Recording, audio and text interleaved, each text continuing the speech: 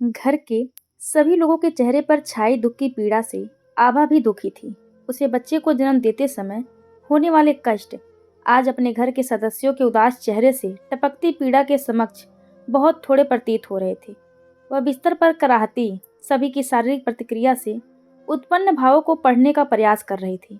उसके एक उफ पर अपना सब कुछ कुर्बान करने का स्वांग रचने वाला पति मानव आज एक बार भी उसके समक्ष फटका नहीं था।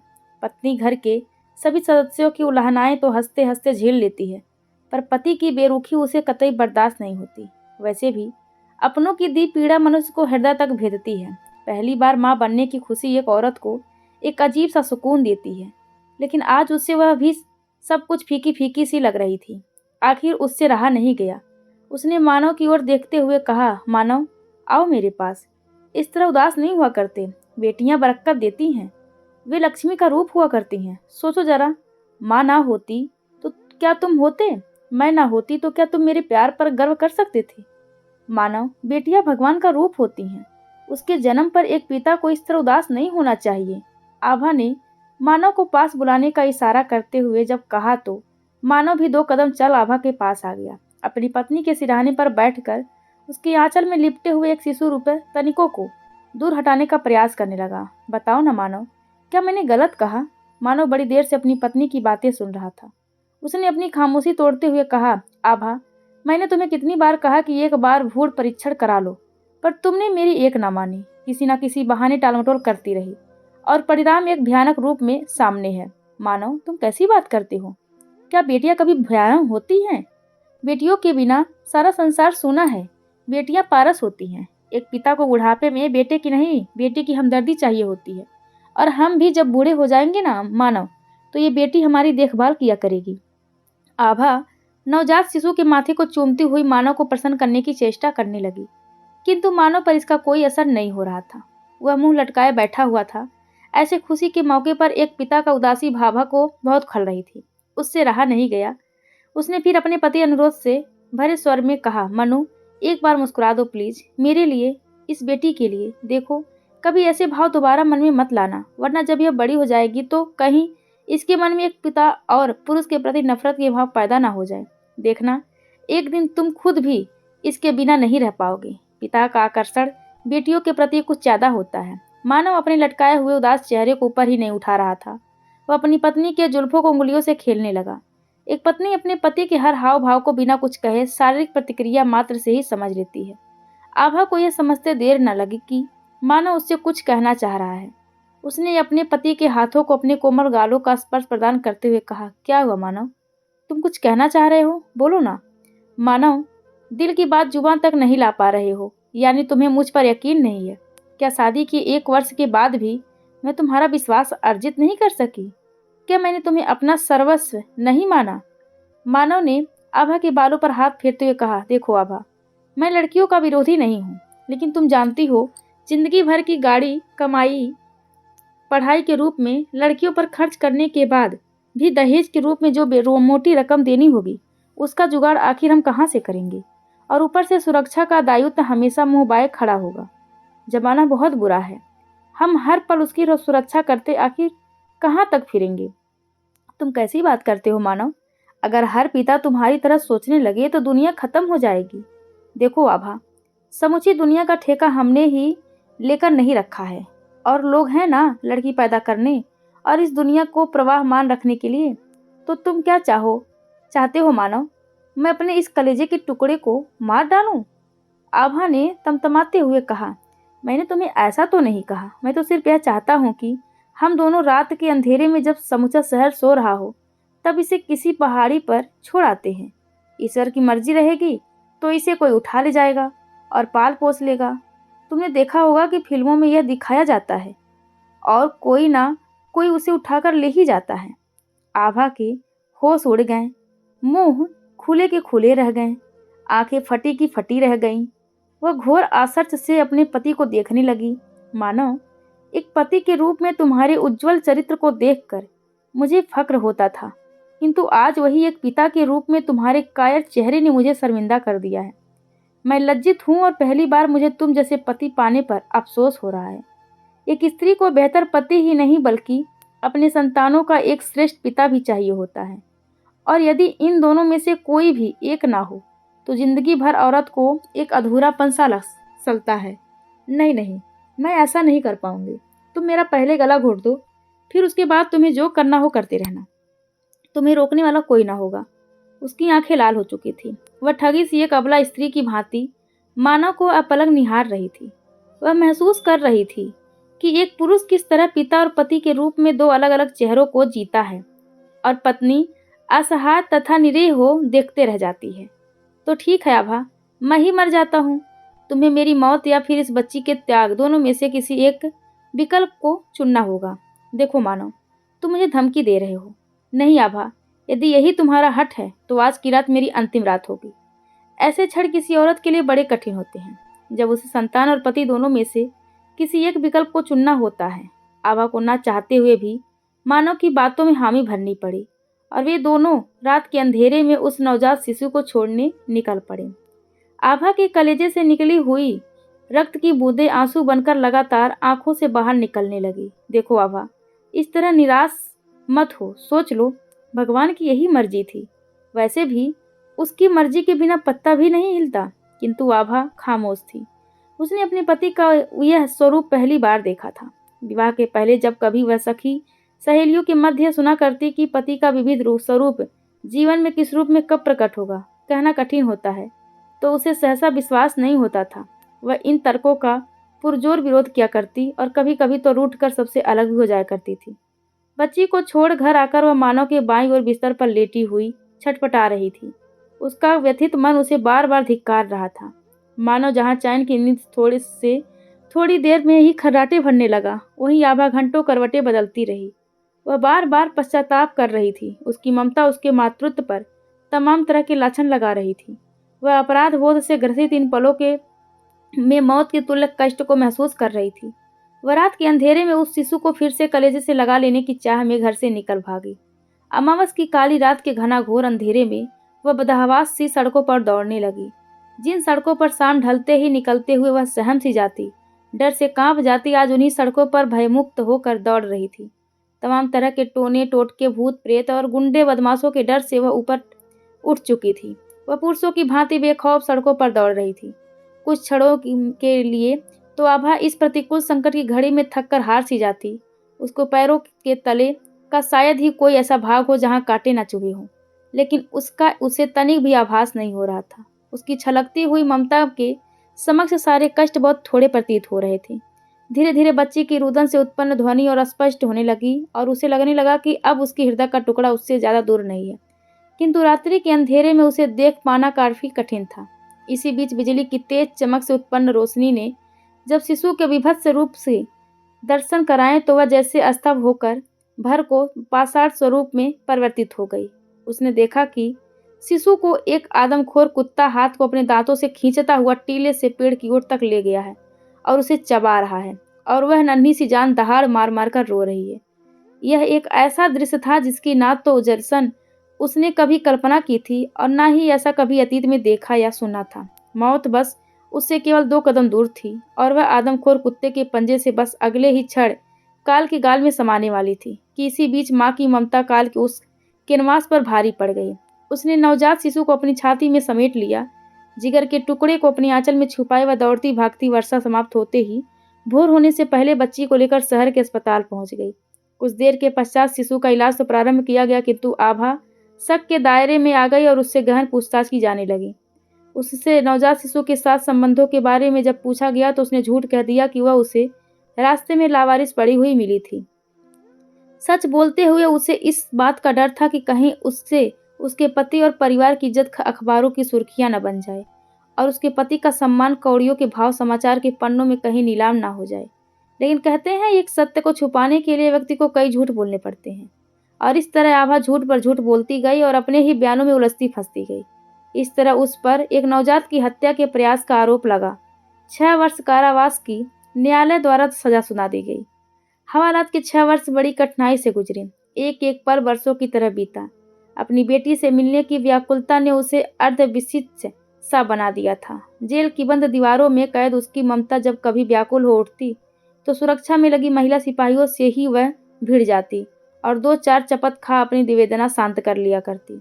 वह बंद कोठरी की दीवारों से बतियाते सोचा करती कि सारे कष्टों को सहने का ठेका आखिर भगवान ने स्त्रियों को ही क्यों दे रखा है। एक शिशु के रूप में जन्म लेने से लेकर मृत्यु की सैया तक कष्ट से जैसे उसका चोली दामन का साथ होता है।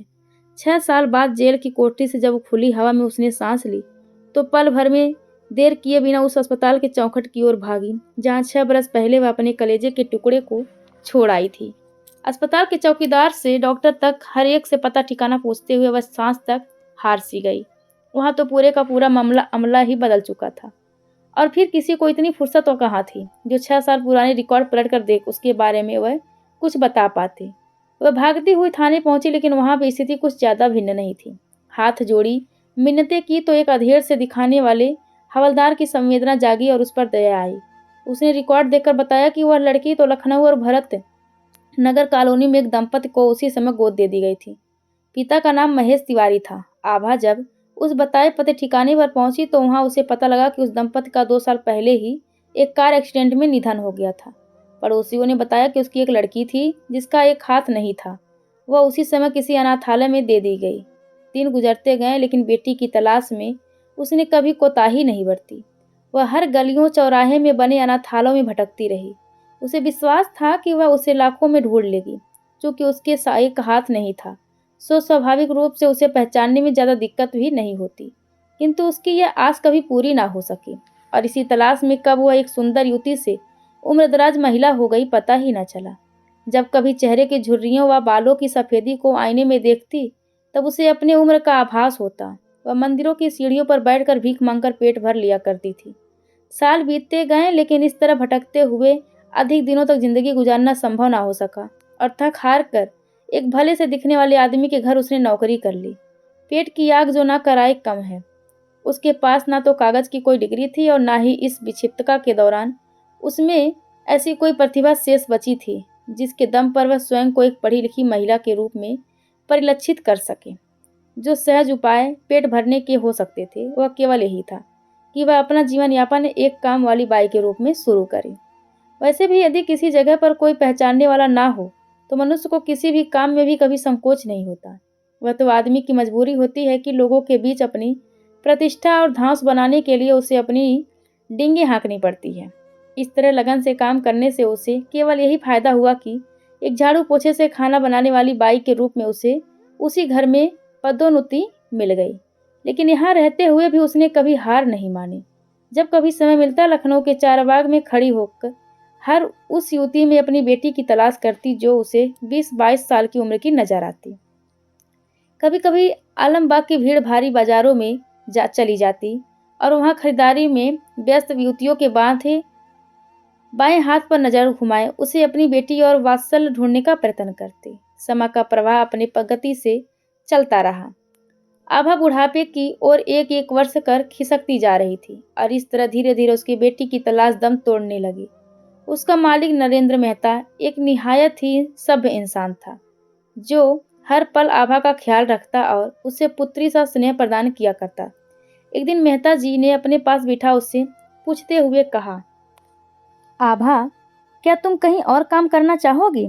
जिंदगी का कोई ठिकाना नहीं है और फिर आड़े वक्त पर पैसे ही काम आते हैं। वैसे भी इस घर में काम के बाद कुछ वक्त शेष बच ही जाता है। क्यों ना तुम कहीं और काम कर लो? 2 पैसे जुड़ जाएंगे तो बुढ़ापे में काम आएंगे। आभा ने सर हिलाते हुए तत्काल मना कर दिया। कहने लगी, साहब, मैं पैसे का क्या करूँगी? मेरा कोई अपना तो है नहीं जिसके लिए कुछ जोड़ने की तमन्ना हो। बस जीने के लिए 2 वक्त की रोटी चाहिए होती है। वह तो आपके घर काम की बदौलत मिल ही जाती है और जब मालिक इतने बरस घर में काम की है तो मरने पर 2 गज कफन के कपड़े तो मिल ही जाएंगे। बस इसके अलावा और मुझे कुछ चाहिए भी नहीं। ठीक है आभा, तुम्हारी जैसी मर्जी, पर मेरा विचार था कि उसके घर काम करने से तुम्हें पैसे के अलावा कुछ पुण्य भी मिलता। उस बेचारी का एक हाथ नहीं है, काम करने में बड़ी तकलीफ होती है। अभी अभी हमारे संस्थान में एक नए डॉक्टर के रूप में नौकरी लगी है। बड़ी मिलनसार है, तुम मिलोगी तो खुश हो जाओगी। आभा कौतूहल भरी नज़रों से मेहता जी की ओर देखने लगी। कौन सा हाथ नहीं है साहब? अरे, बता रही थी कि उसने अपना बायां हाथ बचपन में किसी दुर्घटना में खो दिया है। आभा व्याकुल हो उठी। उसे अपनी उस खोई हुई नन्ही सी जान अचानक याद आ गई। उसे पक्का भरोसा हो गया कि हो ना हो वही उसकी बेटी है। उसने झट से हाँ कहते हुए कहा, साहब मैं वहाँ ज़रूर काम करूँगी, मुझे वहाँ ले चलो। नहीं आभा, आज ना बन सकेगा, हम कल वहाँ चलेंगे। मेहता जी ने अखबार के पन्ने को लौटते हुए कहा, आज क्यों नहीं? अरे वह सुबह सुबह ड्यूटी जाती है, ठीक से बात ना हो सकेगी। पर आभा, अभी अभी तो तुम काम करने को ही राजी नहीं हो रही थी और अब तो ऐसे तड़प रही हो जैसे तुम्हारे उससे जन्मों के रिश्ते हों। नहीं साहब, आपकी बात मुझे समझ में आई। पता नहीं कितने जन्मों का पाप है जो मुझे सुहागन से अभागन बना गलियों और चौराहों में इस तरह भटकने को मजबूर कर दिया। पता नहीं कितने देहरी की ठोकरें खाई तब कहीं आपका पनाह मिला और 2 वक्त की रोटी नसीब हो सकी। रास्ते में पड़े धूल की तरह हर एक ने मुझे अपने कदमों में जगह देने के पहले ही पैरों को पटक कर पल्ला झाड़ लिया। जिससे जिंदगी मांगी वही मौत का सौदागर निकला। जिसके हाथों अपने आबरू की हिफाजत की भीख मांगी वही दरिंदों और गिद्धों की तरह भरच्छड़ के लिए मेरी ओर झपट पड़ा। ये दुनिया बड़ी निराली है साहब। मैं चाहती हूँ कि मेरा अगला जन्म ऐसे लोगों की सेवा से मिले, पुण्यों से बेहतर बन जावे और दोबारा ऐसे कष्ट न झेलना पड़े। बस इसीलिए मन अधीर हो उठा था और कोई बात नहीं थी। अभय ने अपनी व्याकुल ममता को शब्दों के आवरण से ढकने का प्रयास करते हुए कहा, आभा, तुम्हारी बातों से ऐसा बिल्कुल नहीं लगता कि तुम पढ़ी लिखी नहीं हो, लेकिन तुम्हें बताना चाहूँगा कि जिंदगी दुखों और संघर्षों का ही पर्याय है। आभा खामोश थी। वह अपनी बेटी की यादों में खोई हुई कल की प्रतीक्षा करने लगी। लेकिन इंतजार की घड़ियां बड़ी लंबी होती हैं। अपने बरसों पहले बिछड़े हुए कलेजे के टुकड़े से मिलन की प्रतीक्षा में बेकरारी भरे पल उसे युगों की तरह लग रहे थे। एक एक पल काटना उसे दुभर हो रहा था।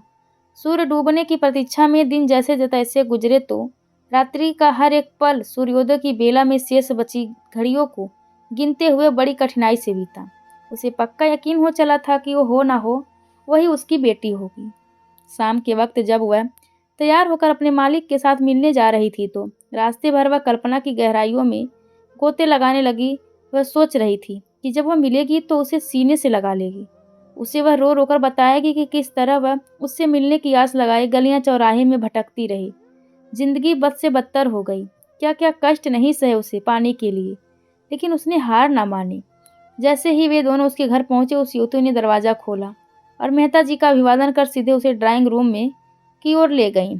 आप वहीं दरवाजे पर खड़ी प्रतीक्षा करने लगी कि शायद उसे भी बुलाने को कहा जाएगा, किंतु आधे घंटे तक कोई नहीं आया। हाँ, निकलते हुए मेहता जी ने आभा का परिचय कराते हुए जरूर कहा, देखो आभा, ये मेम साहब हैं, तुम्हें इनके घर ही काम करना है, ठीक है? तुम काम निपटाकर शाम तक घर चले आना। ऐसा कहते हुए वे निकल गए। उस युवती ने परिचय लेते हुए कहा, ओ, तो तुम्हारा नाम आभा है?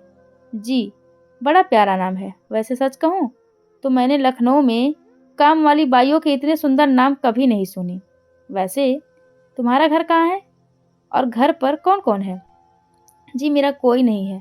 आभा ने उदास चेहरे से मुंह लटकाए हुए कहा, ओ, तुम भी बड़ी दुखियारी लगती हो। ठीक है, कभी तुम्हारी भी दुख भरी दास्तां सुनेंगे। वैसे मेरा नाम खुशी है। मैं यहीं अखिल भारतीय विज्ञान संस्थान में डॉक्टर हूँ। नई नई नौकरी लगी है। जी, एक बात पूछ सकती हूँ क्या? आपका यह हाथ नकली है? हाँ, बचपन की बड़ी दुख भरी कहानी है। मुझे एक बात पूछ सकती हूँ क्या? आपका यह हाथ नकली है? हाँ, बचपन से ही मेरा हाथ हाथ नहीं है। मुझे गोद लेने वाले एक देवता स्वरूप इंसान ने 5 साल की उम्र में मुझे गोद लिया था। कहाँ से लिया, किससे लिया, ये मुझे नहीं बताया, पर वे भी जल्दी ही चल बसे। बस फिर क्या था, रास्ते के पत्थर की तरह ठोकरें खाती रही। कुछ दिन बाद एक बाल संस्थान में और बच्चों के साथ मैं भी बड़ी हो गई। तीव्र बुद्धि के कारण मैं पढ़ने में अच्छी थी तो सरकार ऐसे बच्चों को वाकई पढ़ने में मदद करती है। आज मैं एक डॉक्टर बन गई हूँ। खैर छोड़ो, वैसे तुम्हें मेरे भोजन से लेकर कपड़े धोने तक सारे काम करने होंगे। पगार क्या लोगी? जी मुझे पगार नहीं चाहिए। अरे, तो क्या तुम मुफ्त में काम करोगी? यदि ऐसा ही है तो इस शहर में तो तुम्हें बहुत लोग काम पर रख लेंगे। और ऐसा कहते हुए खुशी ठहाके लगाकर हंस पड़ी। तुम्हारा नाम लेते हुए मुझे अच्छा नहीं लगेगा और शायद बाई कहते हुए भी टीस सी हो, क्योंकि तुम्हें देखकर ऐसा लगता है कि तुम ठीक ठाक घराने से हो, किंतु परिस्थितियों ने तुम्हें यह सब करने की वजह से विवश सा कर दिया है। आभा ने तपाक से उत्सुकता में कहा, बेटी तुम मुझे माँ कह लेना। मेरी भी एक बिटिया थी, लेकिन वह अब नहीं है। खुशी ने बताया कि उसने अपनी सगी माँ को कभी देखा ही नहीं और गोद लेने वाली माँ 5 साल की उम्र में मुझे छोड़कर दुनिया से चली गई। खुशी की आंखें नम हो गई। आभा सोचने लगी, यदि खुशी को यह सच्चाई पता चलेगी उसकी अपनी माँ ने उसे टीले पर छोड़ दिया था मरने के लिए, तो वह मुझसे नफरत करेगी। आभा अपनी ही बेटी के घर एक अनजान काम वाली बाई रूप के रूप में बिना उसे कुछ आभास कराए अपनी सारी ममता उड़ेलती रही। कुछ सालों में ही वह उसकी विश्वस्त नौकरानी के रूप में घर का पूरा कामकाज संभालने लगी। उसकी सेवा करते हुए उसे आत्मिक संतोष मिलता। जब कभी अकेली होती तो बैठकर पश्चाताप के आंसू रोती और भगवान से उसे अपनी बेटी से मिलने और इस रूप में पश्चाताप बतौर सेवा का अवसर प्रदान करने के लिए शुक्रिया अदा किया करती। कभी कभी तो उसे मन भी करता कि वह से सब कुछ सच सच बता दे, लेकिन डर सी जाती कि कहीं दोबारा उसको खो ना दे। पिछले कुछ दिनों से सभी डॉक्टर हड़ताल पर चले गए थे। ओपीडी बंद कर दिए गए। केवल उन डॉक्टरों के इलाज के लिए जूनियर डॉक्टर तैनात कर दिए गए जो पहले से भर्ती थे, और इमरजेंसी चिकित्सा भी इन्हीं जूनियर डॉक्टरों की मदद से चालू रखी गई। खुशी ने जब सुबह सुबह नया नहा धो तौलियों से अपने चेहरे को पोंछते हुए कहा, दाई माँ, आज मेरी प्रथम पाली में ड्यूटी है और थोड़ा जल्दी निकलना है। तुम फटाफट नाश्ता लगा दो। खुशी मेज पर खाते हुए अपने स्टाफ और अस्पताल के किस्से प्राय सुनाया करती। आभा को भी इसमें खूब मजा आया करता था। दाई माँ, मेरे वार्ड में पिछले 3 दिनों से एक बीमार बूढ़ा आदमी लावारिस पड़ा है। कुछ लोग उसे लेकर यहाँ भर्ती कर दिए हैं और अब वे चले गए। पता नहीं आजकल की संतानों को क्या हो गया है, कोई सेवा ही नहीं करना चाहता। पिछले 2 दिनों से उसकी दवाई से लेकर अस्पताल तक के सारे खर्च मैं उठा रही हूँ।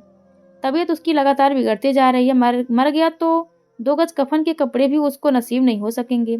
इस दुनिया में सब दुखी हैं।